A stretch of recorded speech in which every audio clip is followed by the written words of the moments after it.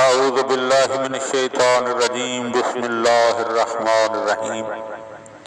مولا کائنات حضرت امیر المومنین علی ابن ابی طالب علیہ السلام کے مجموعہ کلام نہج البلاغہ کے تیسرے باب کا 405 نمبر فرمان۔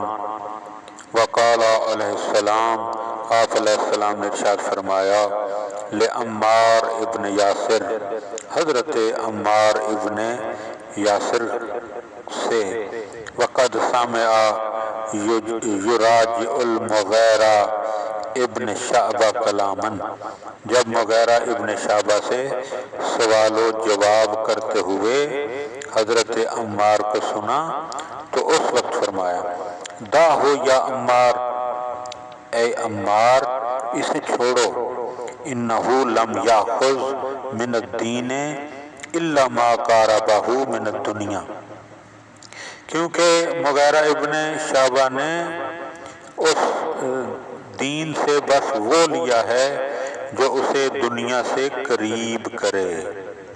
وَعَلَىٰ عَمَدٍ لَبَّسَ عَلَىٰ نَفْسِهِ، اور اس نے جان بوجھ کر اپنے کو اشتباہ میں ڈال رکھا ہے۔ لِيَجْعَلَ لِلشُّبْهَاتِ عَاذِرًا لِسَقَطَاتِهِ، تاکہ ان شبہات کو اپنی لغزشوں کے لیے بہانہ قرار دے سکے۔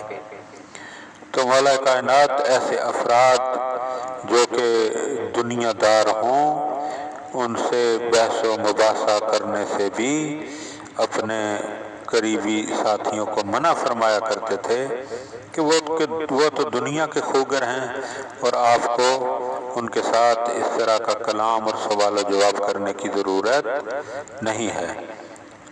دعا ہے کہ خدا بند عالم ہمیں ان باتوں کو سمجھنے اور ان پر عمل کرنے کی توفیق عطا فرمائے۔